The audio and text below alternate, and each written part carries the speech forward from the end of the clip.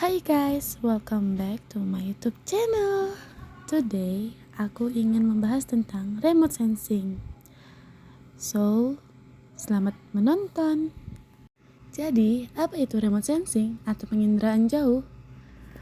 Remote sensing yang biasa disebut dengan penginderaan jauh yang merupakan cara untuk mengukur atau mengakuisisi data dari suatu objek atau wilayah dengan menggunakan alat yang tidak berkontak langsung dengan objek yang diteliti.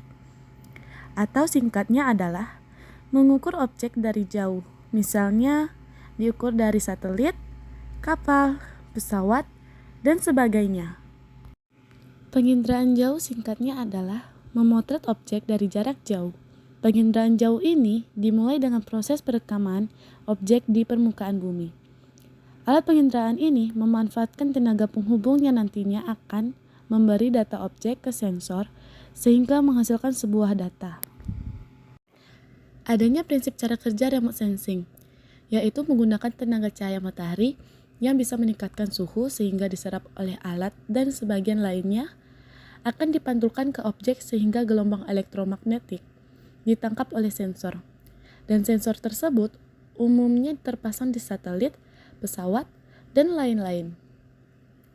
Sumber tenaga sensor ini terbagi menjadi dua macam, yaitu sensor aktif dan pasif, di mana sensor pasif ini menggunakan cahaya matahari, dan sedangkan sensor aktif berasal dari energi sensor itu sendiri. Adanya komponen penginderaan jauh. Yang pertama, sumber tenaga. Sumber tenaga yaitu cahaya matahari yang bisa menghasilkan suhu, di mana suhu tersebut kemudian diserap oleh suatu alat yang kemudian berubah menjadi energi, yang artinya alat itu menyimpan tenaga di siang hari untuk bisa beroperasi pada malam hari. Yang kedua, atmosfer. Atmosfer merupakan komponen yang bisa mempengaruhi kerja dari penginderaan jauh dalam menjalankan fungsinya. Atmosfer ini mempengaruhi alat penginderaan jauh dalam menyerap seberapa banyak sumber tenaga kerja, karena kondisi atmosfer yang berubah-ubah. Ketiga, interaksi tenaga dengan objek, yang menyebabkan foto dihasilkan oleh alat penginderaan jauh berbeda-beda. Hal itu dipengaruhi oleh karena tiap objek memiliki karakteristik dan kondisi tersendiri.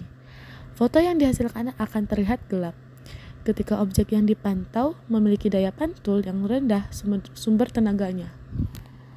Yang keempat, sensor dan wahana, di mana berfungsi untuk mendeteksi objek sekaligus menentukan lokasinya. Sensor ini juga bisa menentukan jarak dari alat yang dengan objek yang dipantau sehingga bisa diketahui jarak foto diambil. Sensor ini bekerja dengan menunjukkan tanda tertentu. Yang kelima, perolehan data merupakan komponen yang nantinya akan menunjukkan data dari pantauan alat. Data yang didapat itu adalah hasil pantulan dari objek.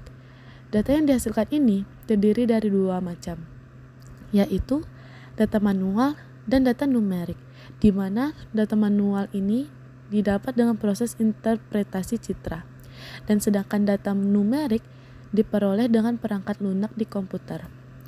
Yang keenam, penggunaan data. Ini adalah proses ketika data berupa foto yang sudah diperoleh kemudian digunakan untuk keperluan tertentu. Ketika foto sudah didapatkan, nantinya akan digunakan sebagai pertimbangan untuk melakukan aktivitas tertentu. Citra remote sensing ini diolah dengan cara pertama, yaitu penginderaan jarak jauh ini membutuhkan energi elektromagnetik yang didapatkan dari sinar matahari. Kemudian energi itu akan mencapai objek-objek yang ada di permukaan bumi, seperti sawah, sungai, bangunan, dan lain-lain. Kemudian, energi elektromagnetik yang terpantul dari objek tersebut kembali ke atmosfer dan ditangkap oleh sensor di satelit. Karena daya pantul tiap objek berbeda, maka sensor satelit juga akan menangkap objek secara berbeda. Hasil tangkapan dari sensor itu disebut dengan citra. Adanya alat-alat remote sensing. Yang pertama yaitu stereoskop dan stereogram, film transparasi, meja sinar, dan parallax bar. Adanya manfaat remote sensing. Yang pertama, membantu memberikan gambaran dari semua objek yang ada di suatu wilayah, misalnya seperti kondisi permukaan bumi, gunung, sungai, laut, dan lain sebagainya. Yang kedua, mengetahui kondisi dari suatu wilayah, sehingga bisa diketahui median seperti apa.